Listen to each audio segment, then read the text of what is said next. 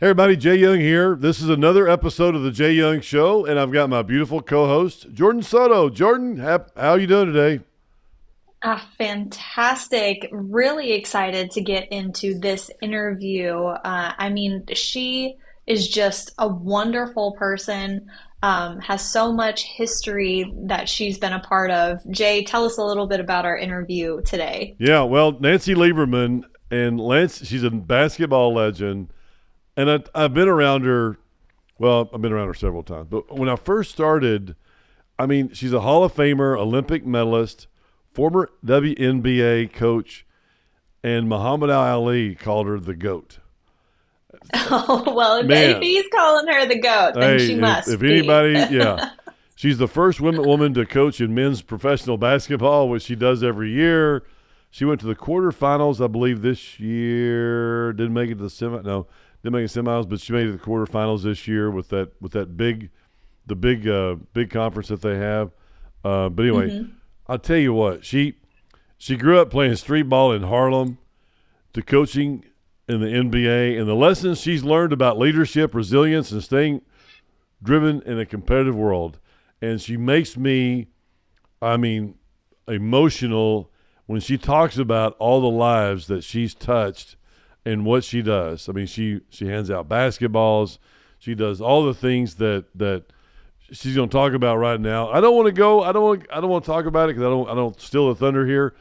But let's go. Let's go straight to the interview right now. Hey everybody, Jay Young here, Jay Young Show, and I'll tell you what, I'm very, very excited. Nancy Lieberman, who's better known as the GOAT of women's basketball. Hey, I'll say that. She won't say that. She's very humble in everything she does. And I tell you what, I've just really enjoyed getting to know her. She's a great person, beautiful person inside and out. And she just celebrated a birthday, which I'll let her mention that if she wants to. But I tell you what, Nancy, not only has grown the sport of basketball for women's basketball, she's also cared about a tremendous amount of people, and she's helped millions.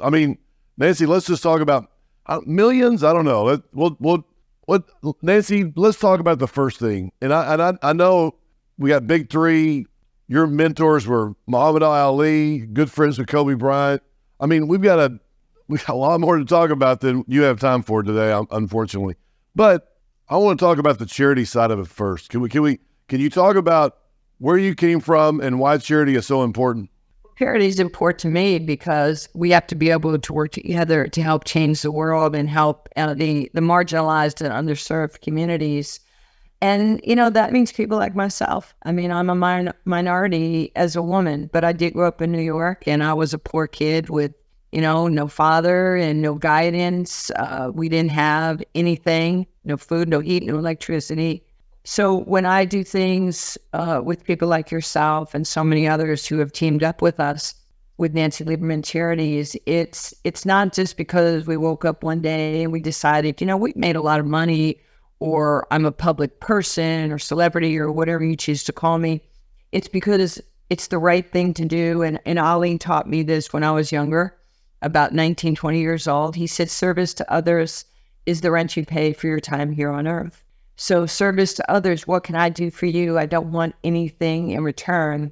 And it's, those are the feel-good things. And, when I think about people right now, I think about you got to keep people interested. You got to keep people informed. You have to keep people in business. It doesn't matter. You got to keep them involved. And more importantly, you have to keep people inspired. It doesn't matter if you're rich or poor. I'm friends with Warren Buffett. I'm friends with people in the hood. It doesn't matter who you are. There's a chance to commune and be open to listening what people's needs are. And I'll even say this, Jake, with women. Right now, women will not have equality pay in the workforce for 132 years. If everything stays the same, 132 years, and we will then have equality in pay with my brothers, men. And that seems unacceptable to somebody like myself. And when I took the job, I left the NBA in 2018 to coach in the Big Three. And Ice Cube is my boss. And one of the first things he said to me was, you will be the highest paid coach in the Big Three. You will make exactly what Dr. J makes. You'll make exactly what Michael Cooper, Gary Payton, Rick Barry, Rick Mahorn, Gervin, Drexler. That said something to me. That's why I wanted to work for this man, because I didn't have to fight for equality. And there's people who don't have, they're just fighting every day just to be noticed, just to be cared for, to send kids to college, to break these systemic issues that have been a part of their life. So we're just here to help people. As you know, we're here just a short time on this earth. We're all just passing through. So what can we do for other people? I'll never change my opinion on that. How can I help you? Man, I'll tell you what, you are unbelievable. And you brought tears to my eyes many times just talking to you, because you do give back, and you do want the best for other people. And how many, I don't know how many people know. I mean, I feel very certain that a lot of people know who you are, obviously, if they hang around me, because I'm on your board for Nancy Lieberman Charities. But not that I'm important. It's all about Nancy Lieberman Charities, because what you do every year is build these dream courts, right? Is that what? So it's dream courts. You go into places that don't have very nice. Well, tell us your side of that. What? How did you get that vision? Well, the safest place in the world for me growing up in New York City was to be on a basketball court. I could breathe. I could express myself. I was working with people who didn't look like me, was not the same gender as me. Playing at Rucker Park, in Harlem, in schoolyards all over New York. And I learned to respect everybody, but to fear nobody. And it has followed me, that thought of mine throughout my whole life. I'm not afraid to make the Olympic team at 17 and be in high school. I'm not afraid to be the oldest player in the WNBA, playing at 39 and 50. I'm not afraid to coach in the NBA as the second female assistant. And I'm not afraid to be the first female head coach in a men's pro league in the Big Three. And we ended up winning the championship in 2018 and being coach of the year. So you can't be afraid of your moment. Whether you're a man or woman, it doesn't matter. You have to have that inner belief, because if you don't love you and if you don't believe in you, then a lot of people won't believe in you. So the Dream Court was essential to my development and my growth as a human being. It taught me teamwork. It taught me reliability, accountability, showing up, how to win, how to lose. My DNA is to be strategic. The concentric circle of who I am is I'm a baller, but I'm a baller, and then I'm a philanthropist, and then, I'm on boards, and there's so many other, whether it's TV or coaching or, first and foremost, being a parent to my son, TJ. So the sports, I was in a meeting with Microsoft a couple of years ago, and I was with all these young brainiacs, and they kind of looked at me like, why is Nancy here? And they started talking about STEM. And after a while, to listening to all these amazingly bright young people, I was like, look, I was STEM before there was STEM. I know science, I know technology, I know engineering, and I know math. If I have more points than you, I win, you lose. But I became a critical thinker, not from my degree at Old Dominion University. I am a critical thinker because I know time, score, possession. I know how to make people better. I know how to win and lose. I know art. I know angles. I know competitiveness. I got that on a court. So that 50 by 94 court molded me into the woman that I am today, to work in this society, in business, and then to help others, right? Lift when you rise. So we have 123 of these dream courts, we call them, because it was my dream to be on a court. I felt safe. And, I was saying this with Deion Sanders a while back, and he calls me Fancy Leaves. So he said, Fancy, in the Black community, you got to have a church, you have to have a school, and you have to have a court. And then you could put your housing around that, but that has to be the epicenter of this community where they can learn, they can be faithful, but they can also, be in a healthy environment. And that's what we've done. As you know, 123 of these dream courts all over the country. We have over 5.3 million children on the courts. We also have added over the last 7 years education. We have STEM, we have financial literacy, we have Kids and Cops program, career readiness, and civic engagement, where kids from the community shadow first responders, deputy mayors, they go to forensic labs. We're trying to get kids engaged. The dream courts have, first they became pop-up classrooms because you could be free to ask a question and not feel any, pushback or consternation that, well, you're not that smart. We now look at these as universities where people come together. We, in civilization, are used to communing, being with people. Nobody wants to be segregated. We are trying to bring people together to exchange thoughts and ideas of what you can be. And I think about it all the time, like the role of leadership has changed. A lot of times it was, as you know, strategic planning and organizational operations. And now it requires soft skills, emotional intelligence, right? There's EQ and IQ in basketball also, and it translates into the business world. There's emotional intelligence, there's EQ, and there's intellectual intelligence. And when those two worlds mesh, now you're cooking. And now you understand how to work with people. And Jay, you're like that. You have really great strategic skills, but you also have soft skills. You know how to make people feel good about themselves and how to work together. And emotional intelligence right now is a critical component in sports, in me coaching. If I don't have emotional intelligence, I'm going to lose my locker room. And I have to care about my players.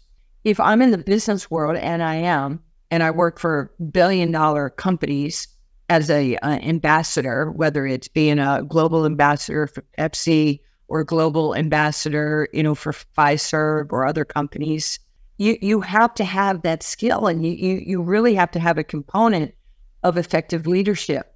And everybody who's watching this in the business realm, you have to be better today than you were yesterday. Kinder, softer. The next generation, they're not as tough as we are. It doesn't mean they're not as smart. It's just KYP. Write this down. KYP. Know your personnel. If I know that Jay can't catch a bounce pass, don't throw a bounce pass to Jay Young. If Jay wants the ball up here, give the ball to Jay up here. Set people up for success, not failure. So KYP, know your personnel in business and sports and in life and love and whatever you choose to do. And I know I went long on that. That's awesome, Nancy. Hey, you're the one that has a cutoff in about 10 minutes. But I want to make sure, Laura, whatever we need to put some dream courts up here, because I go back to that because I know there's tons of things we can talk about, and I hope to have lunch soon.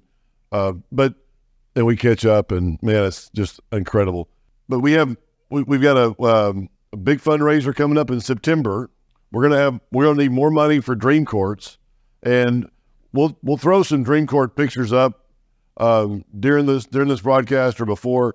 But not only do you go in, this isn't like you're going out and building a brand new basketball court with buying the land or whatever. You're going into old basketball courts that have been run down, and you're going in and putting in new turf. You're putting in new colors. You're putting in new basketball goals. You're putting in everything, but you're also refurbishing. Okay, yeah, but you're also handing out 30 to 40 basketballs, and you're having policemen come out and have basketballs in their trunks and passing these out. I mean, what a great thought! I mean, man, getting the kids to know the policemen passing out all these. I mean, when you came to one of our meetings, I can't remember which one, but you came to one of them and you said, "Hey, who wants to buy 50 basketballs?" I've got, and I mean, everybody raised their hand. But it was like you wanted to make sure that cops could go to a basketball court, one of your dream courts, and pass out basketballs because you want, hey, it's a lot better than the alternative, right? Activity. We're trying to get cops and kids to build a relationship. We're trying to bridge that. So we're looking for simple things. Yeah, well, not every community has a dream court, but there are community policing and cops that drive around, both men and women, in their police vehicles. So we put basketballs in the trunks. We've given over 1,000 basketballs around the country to different police jurisdictions where they can pop the trunk, see a kid. Doesn't even have to be a dream court. See a kid on a court, throw the ball, shoot, talk to the kiddo for a few minutes, and then say, hey, here's my card. If you or your family ever need us, keep the ball, enjoy yourself.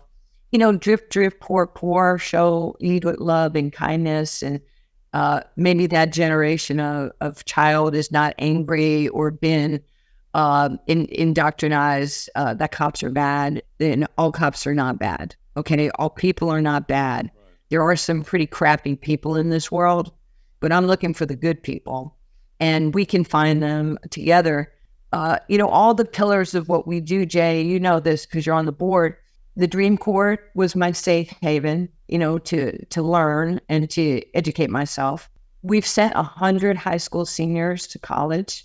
If we can get you to college, that's the greatest networking machine in the world. You won't have to go to all these little networking things that people do all over the country. You'll get if you get a scholarship to play ball or just to go to college, you're going to meet new people, new ideas. You're going to build relationships. You never know who's going to be your next boss in life, or you might be somebody's boss in life. We stay close to the students that we send to college. They have my cell, they have my email. They have to give me 4 hours every semester where they have to go and spend time with a first responder. In whatever their interest is. It could be a TV station, it could be police. They have to shadow these people for 4 hours. And then usually that person becomes their mentor because they do that, once a semester. So we do want to make sure that you have a little skin in the game. We do racial and social justice lecture series. We go to HBCUs. I think it's important for us to hear, from our brothers and sisters in the Black, Brown, Latino community, so we can understand how we can help you. And we've been doing this, and it's been fantastic. We go into schools. We did 4 high schools and 4 colleges each year. We shop with the cop twice a year, where we take 100 kids.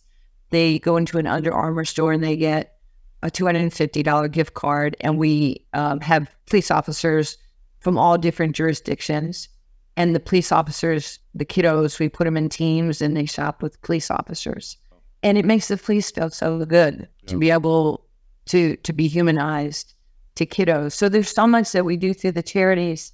And we want to be on a super team. So if anybody is, if this is resonating with you, go to NancyLiebermanCharities.org. If something hits your heart, team up with us. We're only as good as the people who care about us and want to do something different. I really think Warren Buffett said this to me a long time ago. And I asked him, I said, why did you give, and we were at the Berkshire Hathaway shareholders meeting where I had spoken. And on Sunday, all the people that come in from out of town, I was probably the only billionaire not at the Omaha Country Club, Jay. And, Bill Gates was there, all these amazing people. And I asked Warren, I said, Warren, you've known me for 25 years and you've known Bill for 11 and you gave him $37 billion. How would that be? And then I said, why would you give him that type of money? He goes, I've always wanted to help people on a significant level, but I didn't know exactly how to do it. And he did. And I entrusted my money with Bill Gates and the Gates Foundation. So if you want to give and you want to do things for people that are significant, we're here. We're that people. We're deeply entrenched in communities. We've been fortunate to get grants from the DOJ for our work with police and communities. And if you don't, just pray that we continue to do our work and we stay healthy and we're fortified in our effort because we never want to get, fatigued helping somebody. Right. I tell you, Dawn, you have done so much and brings tears to my eyes thinking about all the things that you've done for so many different people. I mean, my goodness, I think about it and I Google and I learn a new story, or I talk to you about, just, when you met Bill Gates, you had no idea who he was, or about all the different other celebrities that you touched. And then you talk about, then your real core and your real fondness, I guess, comes from when you're helping other people, when you're passing out those basketballs or doing whatever. And that, to me, that's who you are. I mean, it's, you're a great person. You got a great heart. I don't know what really drives you. What does really drive Nancy Lieberman, man, to get up in the morning to, here you are, first thing in the morning, you got 15 things to do. The last question probably of the day, because I know I've got a limited time, but I'd love to have you on again soon, in a few more months. But what is it? Because we need to get the word out. We got September, I think it's September 18th. Dream Ball. Dream Ball is, so we have Dream Ball. That's our big fundraiser. Fundraiser. Our Dream Ball Gala, it's September 16th at the Bomb Factory. Yeah. And then that's a Saturday. And then Monday we have our, Nancy Lieberman Charities celebrity golf tournament over at the lakes at Castle Hills in Carrollton. It's a beautiful private course there. But we take that money, 80% of the money that we raise from Dream Ball goes right to programming.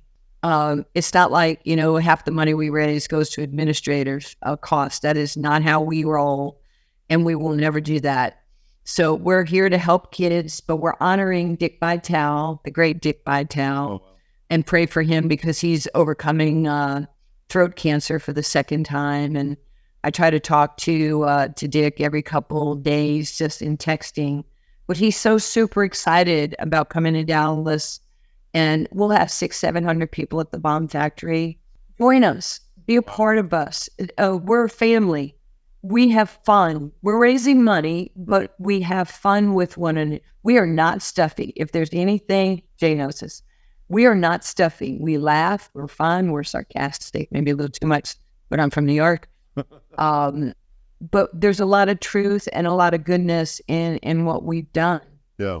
That's one thing I noticed. I did notice the first thing because, I mean, here I am, Jay Young, and I met you, and you didn't, who are you, or what can you do for me, or whatever. It was just I reached out and I said, hey, love what you're doing with charities. I'd love to help with the Dream Court, which we did. And then I said, let's go to lunch. I'd like to know more about you or whatever. And you're like, yeah, hey, I mean, you're not available. You have like 3 weeks or 4 weeks from then or whatever, and you schedule me in for a little, but hey, you know what? You're out there and you want to do the best for people and kids. And I've just never seen it. I mean, I've worked with a lot of charities. I'm on a few boards. I've just never seen anybody with a heart that Nancy Lieberman has that says, hey, you know what? I want to do the best. Every day you wake up and you're like, what can I do today to help kids? Whether it's send them to school. I mean, you talk about you're the only non-billionaire there. You definitely got billions, Nancy, in emotions and your EQ, IQ. You're worth billions and billions of dollars because you've helped so many different people with all the different, with helping people with scholarships or just talking to them or treating everybody the same. I mean, you're in a class of people that can talk to Warren Buffett or Muhammad Ali.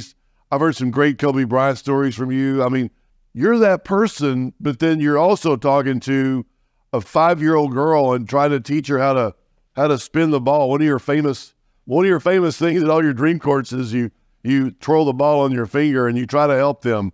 And I'm like, Nancy, let's go. Come on. Okay. No, let me help. One more person. It's like, Nancy, we got to go. Hey, Nancy doesn't care. She says, I want to help them. I want to help this person twirl a ball on their finger. I'm going to sit here as long as I can. And you do that. So, man, kudos to you. A lot of people out there that want to help and do things for other people. And I'm inspired by other people. I'm inspired by young people. and just giving them just a solid foundation of, of what they could be. And then they have to be who they are. And really, the only difference between a good day and a bad day is your attitude and your belief. And when I'm having a crappy day and it happens, I think about what can I do for somebody else? And it takes the focus off of me and it puts it on somebody else. But those are things that I learned from Muhammad when I was in my teens and early 20s. I mean, he gave me some valuable lessons. I had 37 years with Muhammad Ali. I don't know why he chose me, but I'm just trying to, even now, almost 8 years after we lost him, I'm just trying to do things that make him proud of me and using my calling. I mean, I love to do what I do. I want to be wildly successful, because if I'm successful, then I can help other people. That's just the way I see it. And you do it every day, Nancy. I know we need to wrap up because of schedules, but I want to have you back on really soon. I know everybody, hey, go to NancyLiebermanCharities.org. Get with me, get with Tracy, get with Nancy. We need money to help more people. And there's a lot of people out there that have money that want to have a vehicle to help people. And I guarantee you, if you get involved with Nancy Lieberman, you're with a winner. See, I'm getting a little emotional there. But you're amazing. That's sure. why I hung out with you, because from the day I met you, there was something different about you. You're a big, strong, successful, wonderful guy, a good father, a great husband, but more importantly, you have such an incredible heart. And, I want to be on that super team of people that care.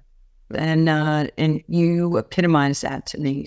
So thank you for blessing me in our friendship, but even to want to be a part of our board and our mission. Absolutely. Nancy, thank you so much. I appreciate it. You're awesome.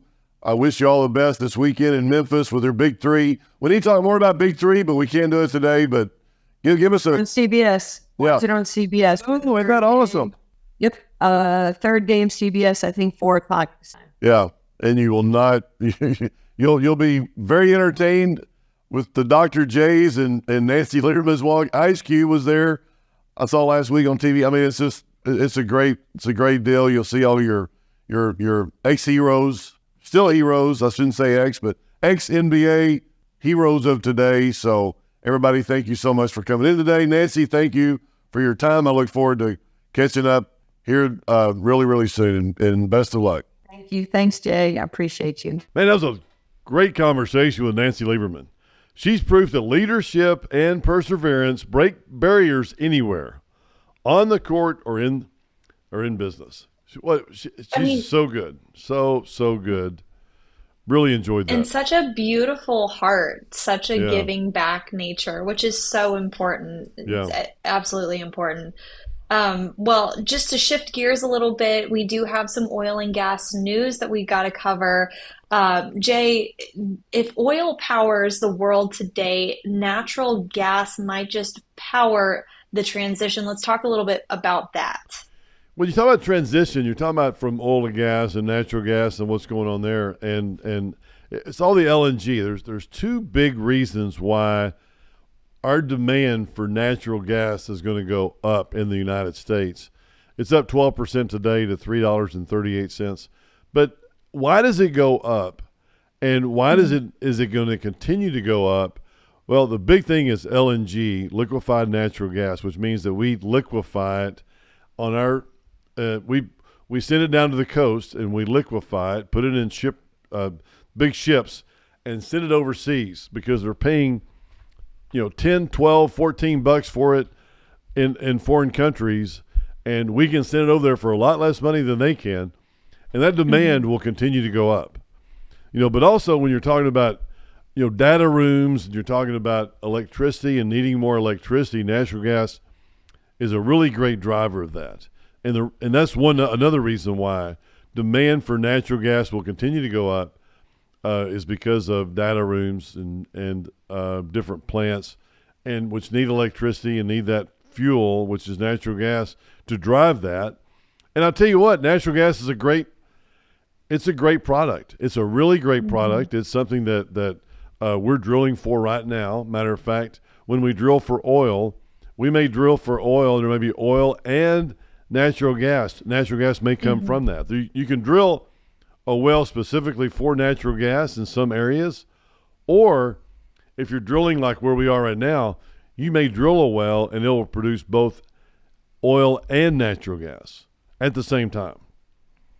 So that's just good. When you're talking about LNG, one of the things that I've heard some people talk about in the industry is about how Biden's 2024 pause on new terminals is impacting investors. Do you have any thoughts on that?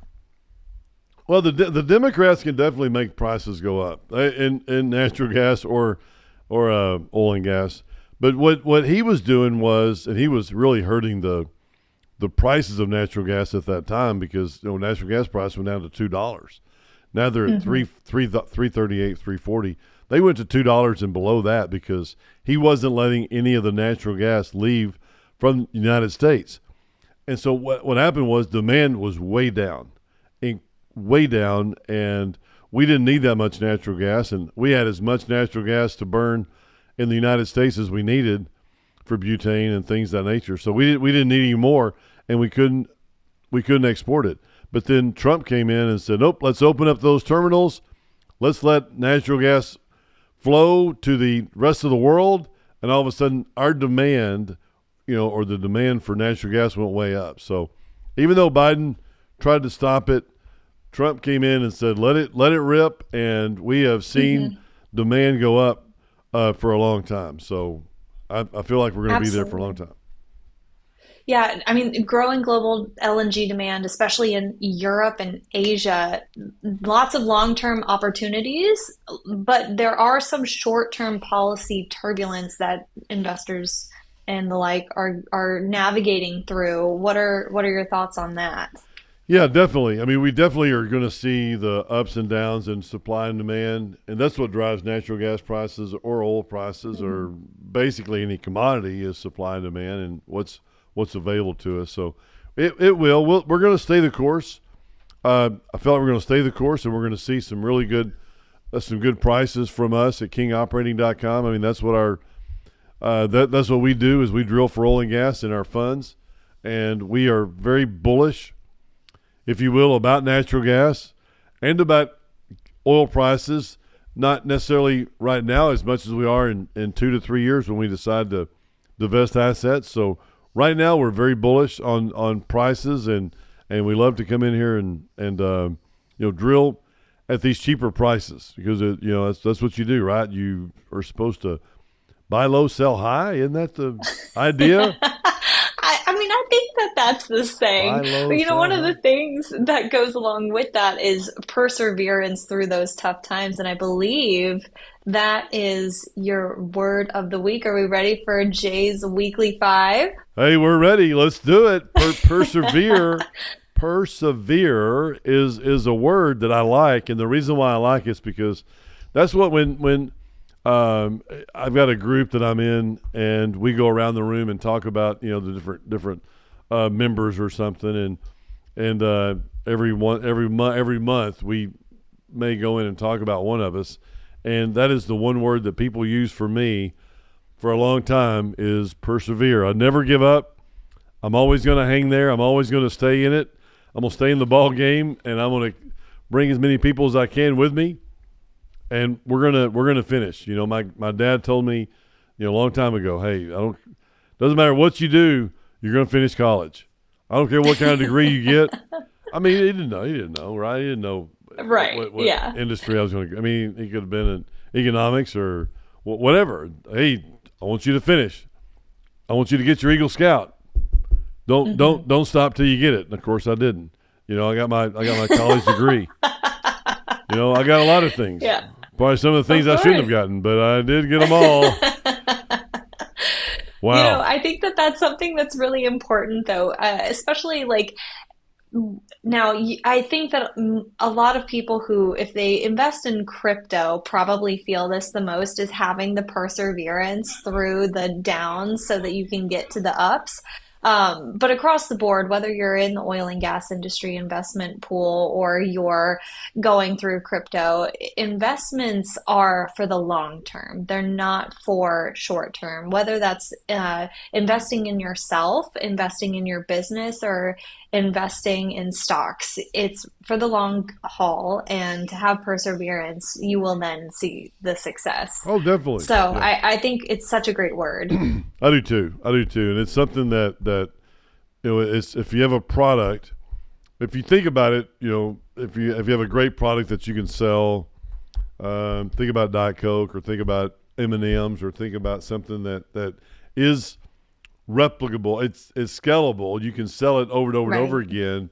All it's going to take is that marketing piece behind you to go out there and sell more, and to, it's like oil and gas, raising capital to drill for oil and gas wells, or people to invest in oil wells. It's like, it's a different ball game. It's not for everybody. But it's also about listening to feedback. When you're talking about Diet Coke, very successful. New Coke, flop. Right. So I think that was like, what was that, 80s? That didn't last very long. No one really liked that. So, it's listening to the feedback, but having the perseverance to push past things that are not working to find the things that really are. Right. And I think that this ties perfectly into your Bible verse of the week as well. Yeah. I love the Bible verse, James 1:12. Blessed is the one who perseveres under trial. I love that, because it is something that, once you decide that what kind of person you are, and I mean that from a biblical standpoint, find out what kind of person you are. You're a good person. You're gonna do the right thing. Then you, at that point, you have to, think about, okay, what am I going to do with this great person that I am, or this person I am? How can I help other people? And it's not going to be easy, and perseverance is very important there, because you do want to make sure, and I think what it says when it says, blessed is the one who perseveres under trial, and I think what that means is, under trial means you're not going to be successful all the time. You're going to be successful some of the time, and if you're not successful, you got to keep going. You have to make sure that, hey, you know what? There may be rejection there. There may be something that is going to tear you down, or somebody just walk in the room and go, yeah, you know what? You're not worth it. You're not the person that I like, or the person that I think's right for the job, or you're not as good looking as I want, or, well, I don't know. I mean, there's several stupid things that people can say to people to tear them down. But you know what? Hey, perseverance, right? It's that. I know what kind of person I am. You can tell me that I'm ugly all day long, and yeah, I may agree with you. No, I'm just kidding. But I may, but it's not going to tear me down. I may agree with you, but it's not going to tear me down. I love it, and I think it's a great. It's great to think about. What do I want? What kind of person am I? What are my goals, and what am I going to do to get my goals? I know what I'm going to do, and yeah, I know it's not going to be just straight up all the time. There's going to be pitfalls. I'm going to fall down in some holes. There's steps, right? There may be 2 steps up, 1 step back, or whatever you call that. I'm going to be there. I'm going to get there. Well, there's no question at all that if somebody says something, Jay Young's going to be there. It may take me longer than everybody else. At 62 years old, I may have to take a little bit longer to get there, but I will make it. Oh, no. Woo. No. Man, unbelievable. But hey, you know what? Talking about having thick skin, one of your book of the week, You Can't Hurt Me, by David Goggins. I mean, talking about grit and endurance, that is just the perfect tie-in. It definitely is. That is a great tie-in. The guy lost, like, I forget how many pounds he lost during that time of him. Became a Navy SEAL, and he was 300 pounds on the couch, and became a Navy SEAL. I mean, I think I've got some perseverance, but I don't know about. He's got it. He's got 10 times more than I do, for sure. What a great book, a great read, something that you can go to and just When you're thinking about giving up, just think about him. He does not do that, man. He has people come over and just think about what he does. And I was listening to Jesse Itzler, the guy that married the lady that invented spandex. But he said, I have him over, and man, he'll tell me, let's go run for 24 hours. Let's see if we can go run for 24 hours or something crazy. And that's the way he is. Jay, I'm sorry, but if you ask me to run for 24 hours, it's going to be a no. It's a hard no. It's a quick and a hard no. And but anyway, I thought it was really, really good, and it reminds me also about some episodes I've listened to on the Ed Millett show. Ed Millett is great about this. He's great about perseverance. He's great about discipline, and making sure that you do the right thing, but you do it over and over and over again. And if you get if somebody tells you can't do it, that's double the reason to get up and do it again. One of the things that I love about Ed is the way he structures his day. He's talked about this where he structures his day into like 3 days in one. So he has like his morning, which is one day, his middle half of the day, which is day 2, and then the end of the day, which is day 3. And he works each of those sections in a really unique way that allows him to be hyper productive. If you've not seen the way he structures, now it does require you to go to bed late and then wake up early, but he gets work done, and you don't have to run 24 hours to do it. What a great guy! What about the show? What about the show, Joe or Jay? What show are you watching right now? Yeah, well, I'm not watching this show, but this was a good one. They talked about 16 seasons with a show called Gold Rush. Yeah, this one's crazy. People were saying that it was supposed to end after the 9th season. Turns out they're now on season 16 this November.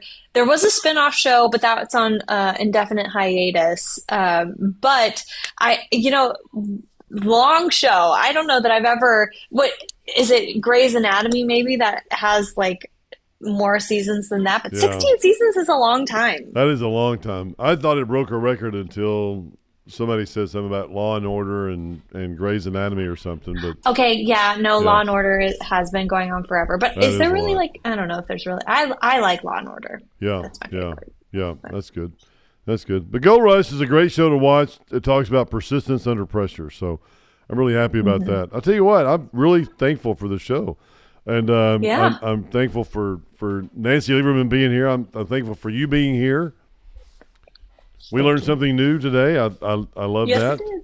And I tell you what, perseverance. And I told you that I'm reading my Bible and I'm trying to get through the New Testament between now and the end of this year. And I'm going to persevere if I can. Yes, you are. I may have to read 100 pages in the last 2 days or something. I may have to go find me a mountain and not do anything else except for reading my Bible. But I am going to get through the New Testament this year because I saw the other day, and I even told Tim Tebow. I got Tim Tebow to. I saw that you saw him Didn't you see, on your LinkedIn. I was like, hold on a second.